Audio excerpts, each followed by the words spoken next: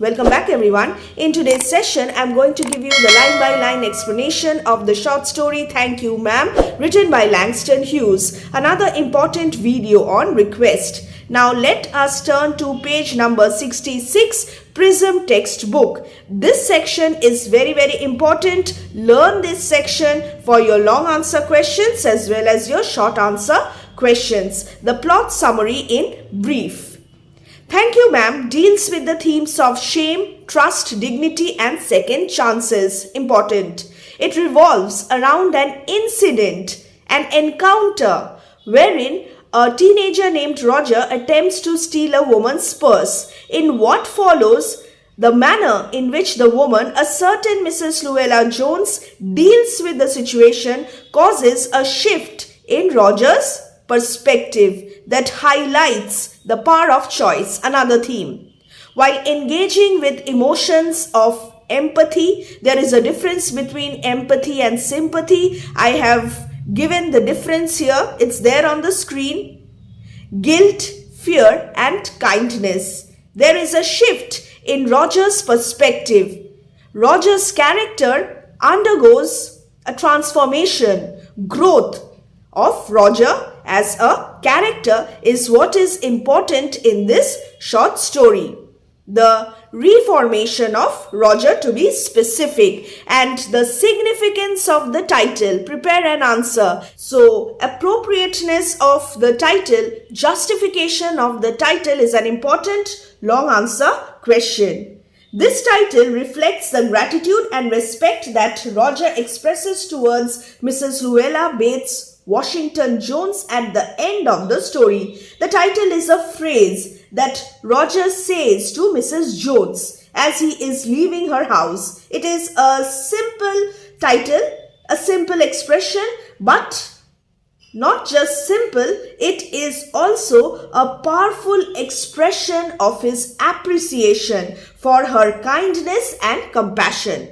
Kindness, empathy, compassion. This is again an important theme of this lesson. We will see how this is reflected in the narrative of the story as we proceed the explanation. Another important point, the title also reflects the central theme of the story, that is the importance of personal connection, understanding, mutual trust, empathy. Mrs. Jones' act of kindness towards Roger has a profound impact on him, and it teaches him an important lesson about the power of compassion and empathy. By saying thank you ma'am, Roger is just acknowledging the instrumental role that Mrs. Jones has played in his life, and he is here expressing his gratitude for the lessons that she has taught him. So whenever you are writing your answers, you must use these points in your answers. The story is written in the third person with an unnamed narrator. It focuses on two characters, a straightforward and compassionate woman named Mrs. Luella Bates and a 15-year-old boy named Roger. Here, the storyteller uses dialogue and situations to portray the key elements and emotional shifts of the story, and it is the interaction with Mrs. Jones that causes Roger's shift in perspective. This story was published in 1958 and hence could reflect the socio-economic situation of America at that time. So, let us now begin the analysis. She was a large woman with a large purse that had everything in it but hammer and nails. It had a long strap and she carried it slung across her shoulder. It was about 11 o'clock at night. Time is important, and she was walking alone. Again, important. When a boy ran up behind her and tried to snatch her purse. The strap broke with the single tug the boy gave it from behind. At 11 o'clock, a large woman is walking alone with a large purse slung across her shoulder. The story begins by establishing Mrs. Jones's character. We do not know her name yet. Hughes begins by undermining the reader's likely expectations. One might expect a woman walking home alone at night to be an easy target for a thief. Contrary to the worry one might have about a woman walking alone late at night, she asserts herself as a strong and capable person. She quickly proves herself more than a match for her attacker. What happens? Let's see. A young boy runs up and attempts to snatch the bag, only for its strap to break, and the momentum from this tug, from his pull, causes the boy to instead fall over. But the boy's weight, the use of but suggests that the expectations are undermined. What we were thinking will not happen. But the boy's weight and the weight of the purse combined caused him to lose his balance, so instead of taking off full blast as he had hoped, so he had hoped to run away after snatching the purse. The boy fell on his back on the sidewalk and his legs flew up. The large woman simply turned round and kicked him right square in his blue jean sitter. Then she reached down, picked the boy up by his shirt front and shook him until his teeth rattled. So the woman kicks him in the blue jean sitter before yanking him up by the shirt so roughly that his teeth rattles. Although there is no audible dialogue in this section, the actions establish the woman's formidable presence and the boy's frailty. The boy is not only physically fragile, weak, but he also becomes immediately terrified. Now the readers get a clear idea about the contrasting dynamic between the two characters, and this dynamic may be different from the reader's natural expectations, and this is important. It is important to note that this is another theme of this story, expectations and how they are formed and broken. So the expectations of the readers are undermined, but the expectations Mrs. Jones and Roger may have of each other at first sight, those expectations will also be broken. And we will see more of this theme later in the story. This encounter therefore is crucial. She does kick him in the seat of his jeans and holds him up by the collar when he first tries to take her purse. She does this out of instinctive self-defense, first and foremost, and also to assert the fact that she can not be easily duped, nor is it right to steal anyone's items. And this is what instills fear in Roger. And we will see the impact of this encounter on Roger. After that, the woman said, "Pick up my pocketbook and give it here." She is stern. She still held him, but she bent down enough to permit him to stoop and pick up her purse. Then she said, "Now ain't you ashamed of yourself?" Firmly gripped by his shirt front, the boy said, "Yes, The woman said, "What did you want to do it for? The reason for this act of yours?"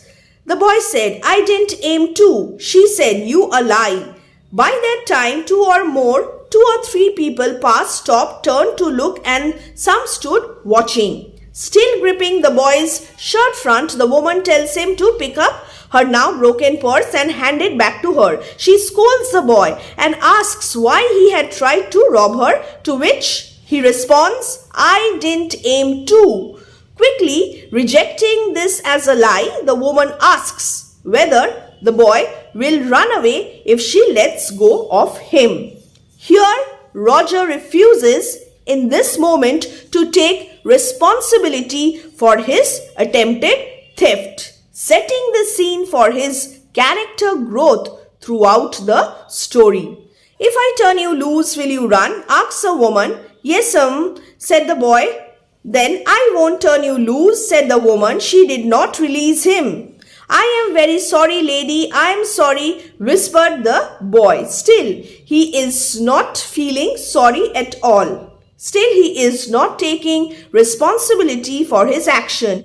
Before moving on to the next section, I would like to mention another significant point, the setting. The setting of Thank You Ma'am is a city at night where the story's main characters have an encounter. The exact city is not specified.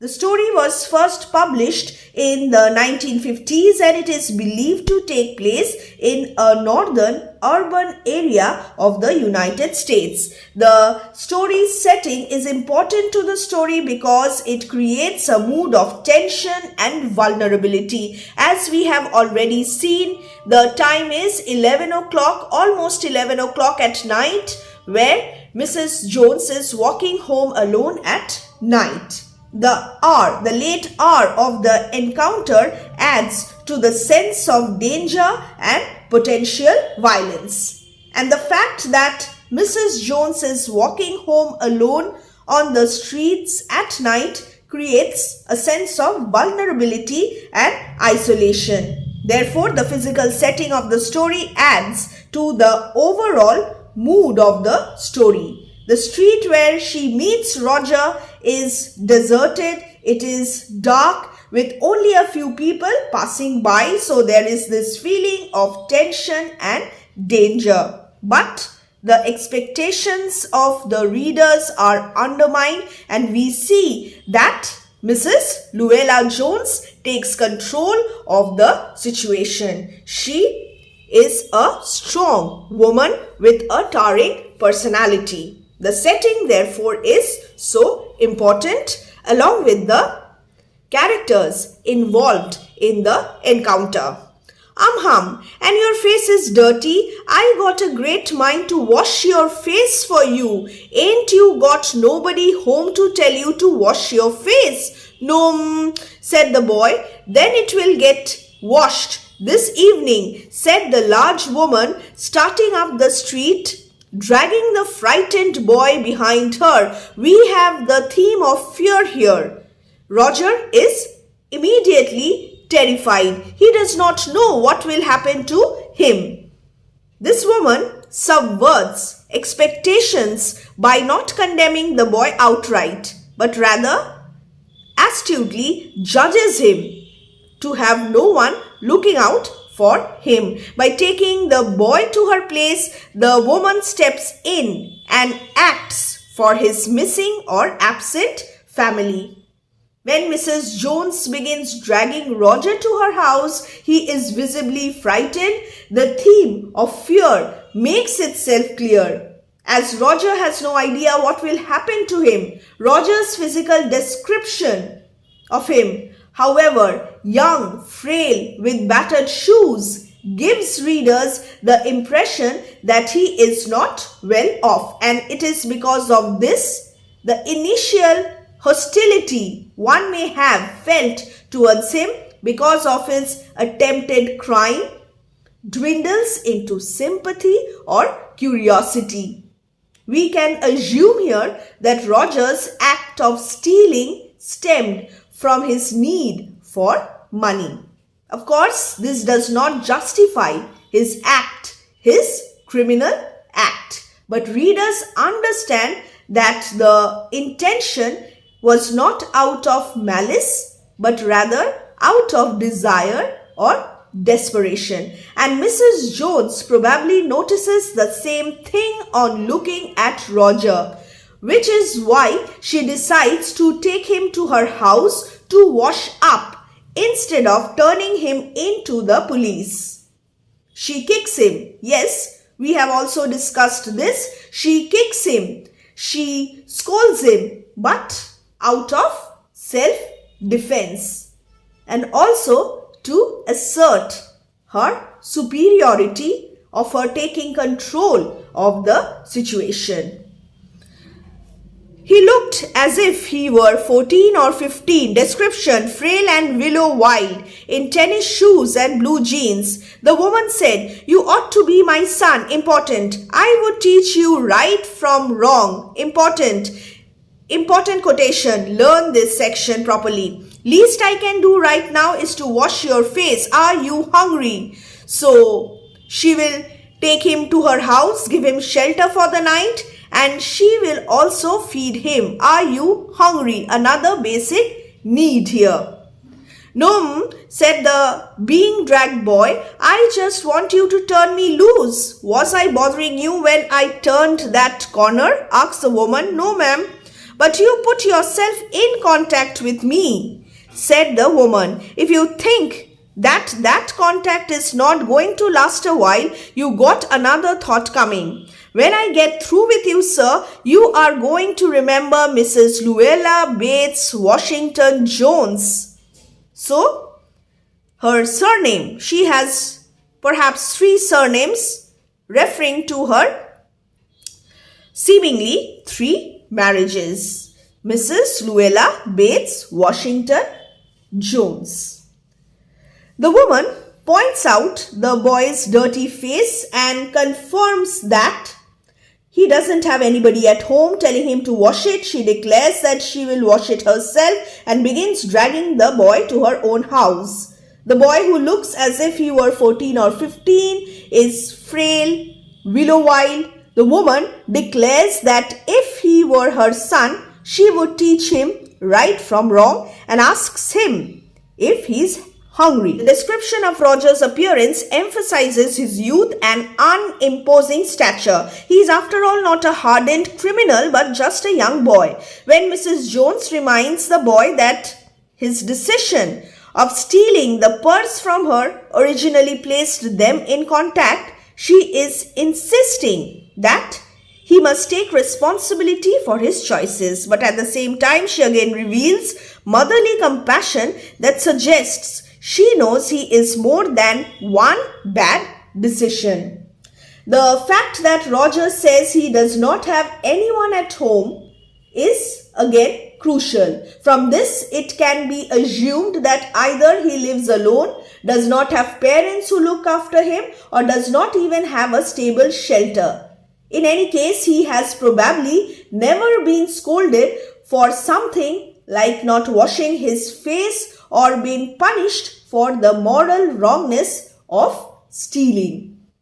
Mrs. Jones's tone, though stern, is empathetic, which creates an almost maternal effect. This is something Roger seems to lack in his life. And therefore, this is one of the reasons it has such a profound impact on him. He even asks whether she needs someone to run errands for her later in the story. "No, ma'am, but you put yourself in contact with me," said the woman. "If you think that the contact is not going to last a while, you got another thought coming. When I get through with you, sir, you are going to remember Mrs. Luella Bates Washington Jones." Sweat popped out on the boy's face and he began to struggle. Here, the young boy continues to struggle uselessly as Mrs. Luella physically restrains him. There is fear in the mind of the boy. He is terrified. He is scared.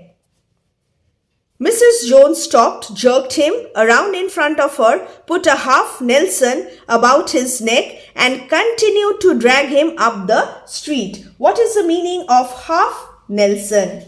Now just quickly write down the meaning. It's there on the screen. Half Nelson. When she got to her door, she dragged the boy inside, down a hall and into a large kitchenette furnished room at the rear of the house. She switched on the light and left the door open. The boy could hear other roomers laughing and talking in the large house. Some of their doors were open too, so he knew he and the woman were not alone. The woman still had him by the neck in the middle of her room. She takes him to her room in a boarding house, a small 1-bedroom space equipped with a kitchenette. And she leaves the door open, which allows the boy to hear the laughter and talking of the other roomers who live elsewhere in the house. And then finally she asks the boy for his name, and that is Roger. The fact that Mrs. Jones resides in a communal living space suggests her own lack of immediate family. She said, "What is your name?" Roger answered the boy. "Then, Roger, you go to that sink and wash your face." And the woman, whereupon she turned him loose at last. Roger looked at the door, looked at the woman, looked at the door, and went to the sink. "Let the water run until it gets warm," she said. "Here's a clean towel. You gonna take me to jail?" asked the boy, bending over the sink. "Not with that face. I would not take you nowhere," said the woman. "Here I'm trying to get home to cook me a bite to eat, and you snatch my pocketbook. Maybe you ain't been to your supper either." She is also concerned about whether Roger is hungry. Food as a basic necessity of life, late as it be. "Have you?" "There's nobody home at my house," said the boy. "Then we will eat." See? Her tone stern, yet she seems to be maternal figure for Roger. "Then we will eat together," said the woman. "I believe you are hungry or been hungry to try to snatch my pocket book." Mrs. Jones's ready assertion that she won't take Roger to jail reveals that she is not interested in punishing him, but she is interested in helping Roger. Now, when Roger asks if Mrs. Jones will take him to jail, she tells, "Not with that face." She abruptly then switches the conversation to dinner. Talking about food leads Mrs. Bates to suggest that Roger wanted money from her purse for food. And the fact that Roger eyes the door, he looks at the door again and again, the fact that he looks at the door suggests that he is still not entirely ready to take responsibility for his behavior, not entirely ready to own up to his behavior. Yet, it is also noticed that he does not leave, revealing that he is changing. Quickly, Roger corrects her mistake. She tells that, "You must have tried to steal my purse because you want food. You are hungry." And then Roger corrects her. "I wanted a pair of blue suede shoes," said the boy. "Well, you didn't have to snatch my pocketbook to get some suede shoes," said Mrs. Luella Bates Washington Jones. "You could have asked me." Roger says he did not want the money to buy food, but to buy a new pair of higher-priced shoes. This may come as a surprise to some readers. Why would he spend the money on a want instead of a need? And we have already assumed that he is not well-to-do and that his attempt to steal was due to his lack of food and shelter. But now we see that it was to buy fancy shoes. What is the significance of this episode in this encounter? For Roger, these shoes embody the kind of person he wants to be and the kind of life he hopes to have. By stealing from Mrs. Jones, he was taking a shortcut to fulfill his aspirations. While shoes themselves are important, why do they need to be blue suede shoes specifically?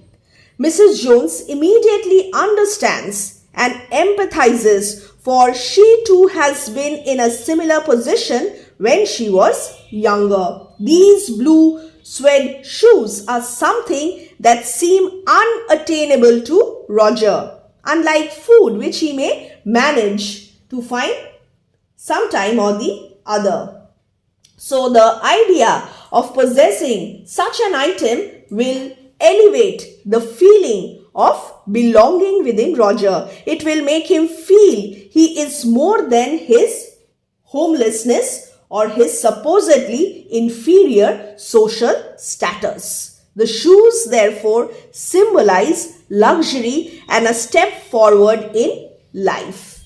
The readers may argue that it is unnecessary. Such are just indulgence, matters of indulgence. But this is what seems to increase Roger's sense of self-worth, and emotional satisfaction is of huge importance, especially for a boy of that age, for an adolescent boy.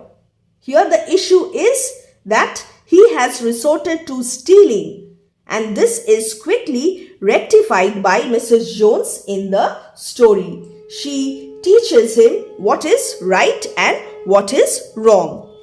The water dripping from his face, the boy looked at her. There was a long pause, a very long pause. After he had dried his face and not knowing what else to do, dried it again, the boy turned around, wondering what next. What will happen to him? The door was open again, another opportunity to run away from there. He could make a dash, he could quickly run out from there. For it down the hall, he could run.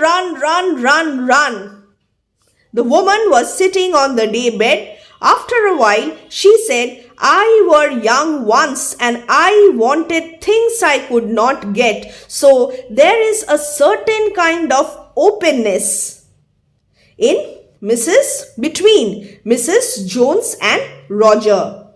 This interaction is open. She once again offers empathy rather than condemnation, and this underlines the story's argument that kindness is often more powerful than outright punishment. There was another long pause. The boy's mouth opened, then he frowned, but not knowing he frowned. The woman said, you thought I was going to say but, didn't you? You thought I was going to say but I didn't snatch people's pocketbooks. Well, I wasn't going to say that. Pause. Here again, Roger's expectation is not fulfilled. His expectation, what happens, is opposite to what he expects. The theme, remember, that we discussed right in the beginning of this session?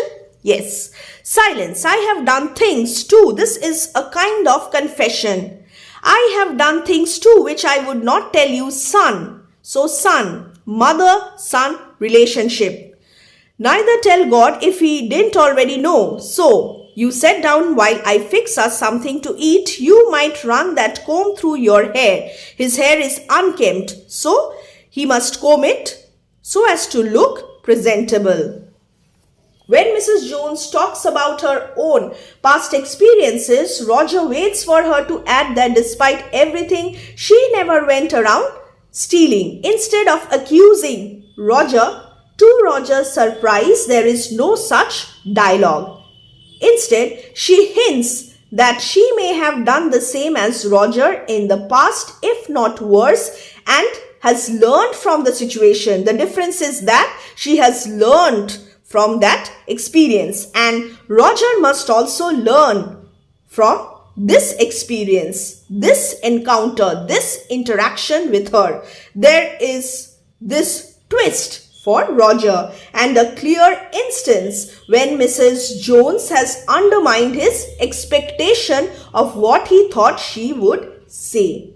This establishes a closer connection between them, a kind of openness between them.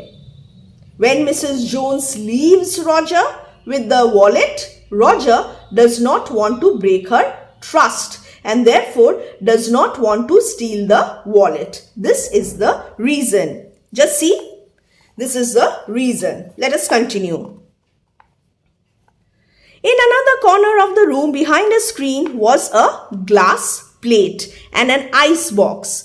Mrs. Jones got up and went behind the screen. It's behind the screen. The woman did not watch the boy. Another important piece of information, mutual trust.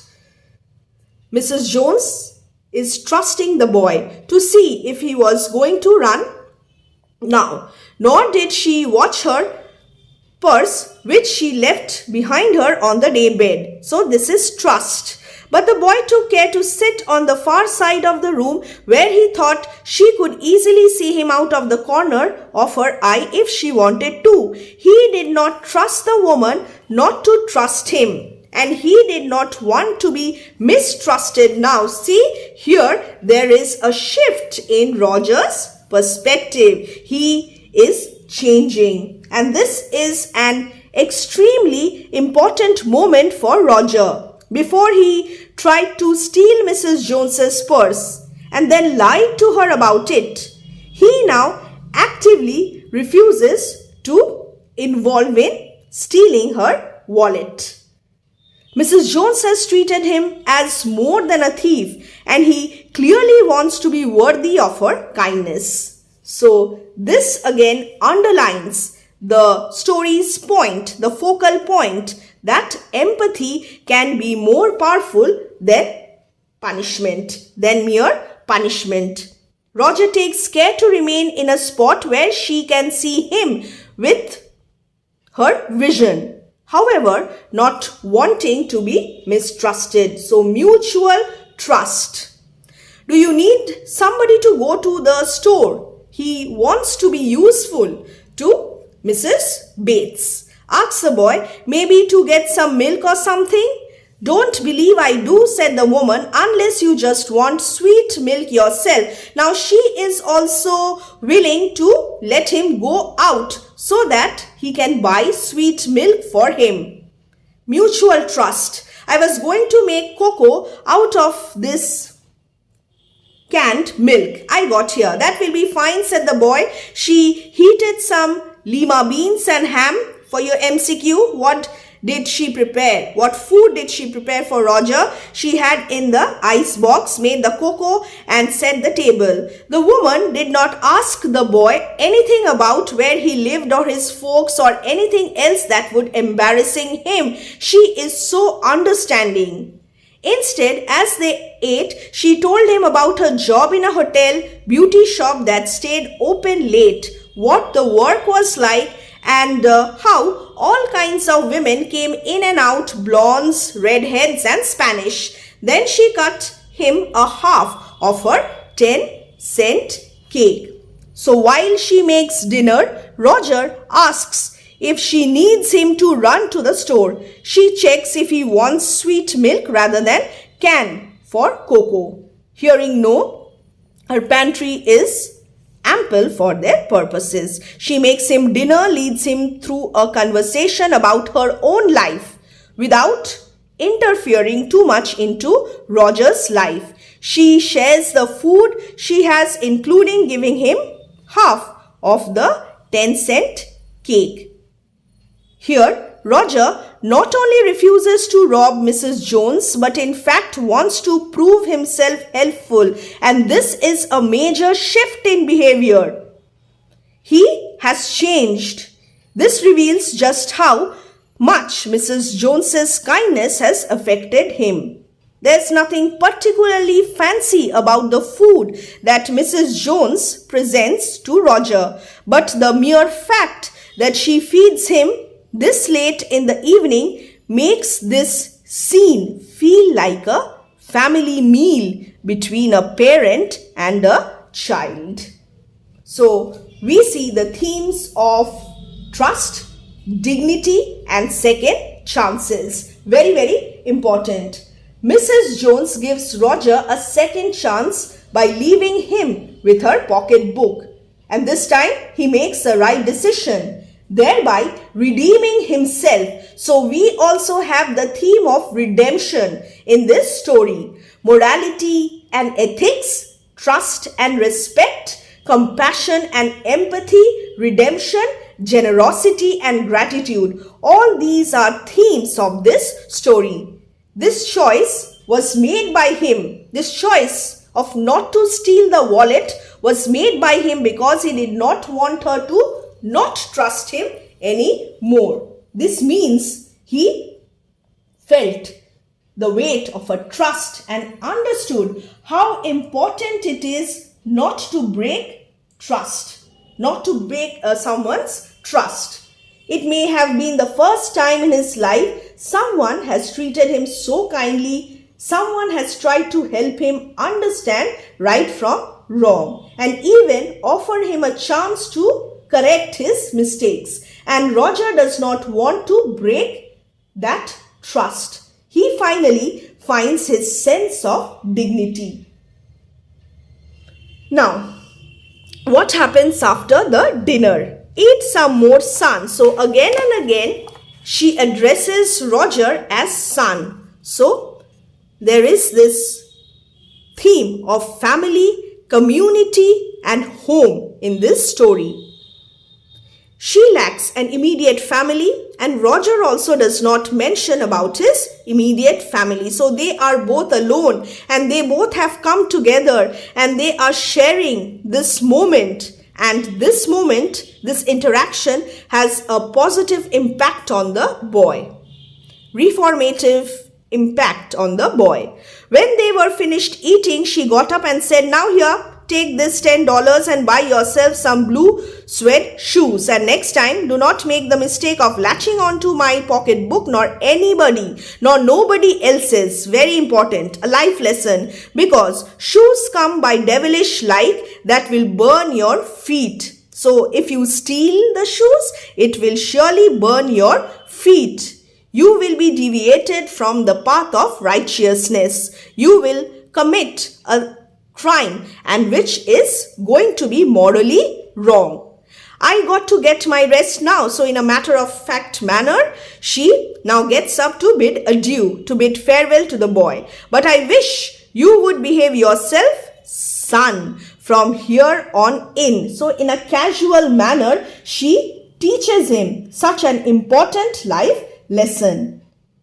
She surprises Roger with the $10 he had originally wanted to steal. With this gift, she offers a warning and an encouragement to behave himself in the future. At that time, $10 would have been quite a bit of money. So this is a major moment of generosity. Another theme on the part of Mrs. Jones. And we can assume that Roger will also try to prove himself worthy of it. So the parent-like guidance attached to this surprise encourages Roger to be thoughtful about his decisions henceforth. By giving Roger cash rather than supervising what he buys or placing limitations upon her gift, Mrs. Jones shows trust in his choices and underscores that he must take responsibility for his actions. She led him down the hall to the front door and opened it. "Good night, behave yourself, boy." Encouragement, she said, looking out into the street. The boy wanted to say something else other than "Thank you, ma'am," but he seems to be too overwhelmed. He seems to be so overpowered by Mrs. Luella Bates's generosity, kind behavior, that he just says, "Thank you, ma'am." But he couldn't do so as he turned at the barren stoop and looked back at the large woman in the door. He barely managed to say "thank you" before she shut the door, and he never saw her again. But the impact that she has or she will have in her life is beyond any description. So here we come to the end of this story. Mrs. Jones shows Roger out just as quickly and abruptly as she brought him in. So this is an abrupt farewell. He wants to thank her, and it is likely the first time he is genuinely grateful to someone. But he is unable to express his feelings properly because of the abrupt farewell. He wants to say "Thank you, ma'am," but she closes the door before he can finish. So this is in line with the title of the story. And this shows the feeling in Roger's heart and the words he wanted to say. He and Mrs. Jones never met again, but we can assume that their interaction impacted Roger tremendously and remained in his mind for a long time. And this also shows how small acts of kindness can go a long way. And even if they never meet again, one empathetic interaction between two strangers can be life-changing and can give someone some much needed hope. And here Roger is experiencing that positive impact in his life thanks to Mrs. Bates.